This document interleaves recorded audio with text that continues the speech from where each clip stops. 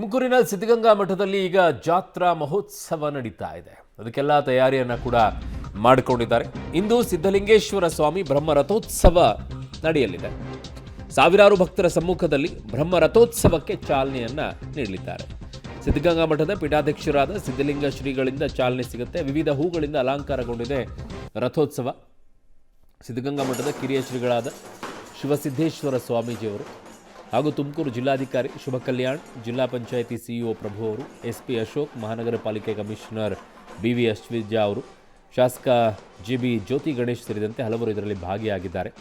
ಜಾತ್ರಾ ಮಹೋತ್ಸವಕ್ಕೆ ಜನಸಾಗರವೇ ಅಲ್ಲಿ ಹರಿದು ಬಂದಿದೆ. ತುಮಕೂರಿನ ಕ್ಯಾತ್ಸಂದ್ರ ಬಳಿ ಇರುವಂತಹ ಸಿದ್ಧಗಂಗಾ ಮಠದಲ್ಲಿ ನಡೀತಾ ಇರುವಂತಹ ರಥೋತ್ಸವ.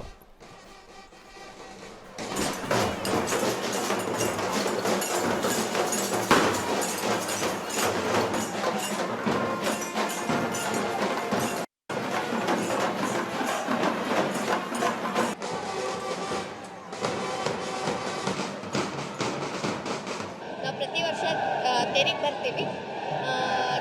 ನಾವು ಸಿದ್ಧಗಂಗಾ ಮಠದ ಹತ್ರ ಇರೋದೇ ನಮಗೊಂದು ಹೆಮ್ಮೆ. ಪ್ರತಿ ವರ್ಷ ತೇರಿಗೆ ಬರ್ತೀವಿ. ತುಂಬ ವಿಜೃಂಭಣೆಯಿಂದ ತೇರು ನಡೆಯುತ್ತೆ. ತುಂಬ ಖುಷಿಯಾಗುತ್ತೆ ನೋಡೋದಕ್ಕೆ. ಇಡೀ ಕರ್ನಾಟಕದ ಜನತೆಯೇ ಬರ್ತಾರೆ ಈ ತೇರು ನೋಡೋದಕ್ಕೆ ಅಂತ. ತುಂಬ ಖುಷಿ ಆಗ್ತಾ ಇದೆ ಸರ್. ನಾವು ಬ್ಯಾಂಗ್ಳೂರಿಂದ ಬಂದಿದ್ದೀವಿ. ಹಾಂ ಸರ್, ಫ್ಯಾಮಿಲಿ ಫುಲ್ ಬಂದಿದ್ದೀವಿ. ನಮ್ಮ ತಾಯಿ ಮನೆ ಇಲ್ಲಿ, ಅದಕ್ಕೋಸ್ಕರ ನಾವು ವರ್ಷ ಯಾವಾಗಲೂ ಜಾತ್ರೆಗೆ ಬರ್ತೀವಿ, ಅದಕ್ಕೆ ಬಂದಿದ್ದೀವಿ. ತುಂಬ ಖುಷಿ ಅನಿಸ್ತಾ ಇದೆ. ಯಾವಾಗಲೂ ನೋಡೋ ಥರ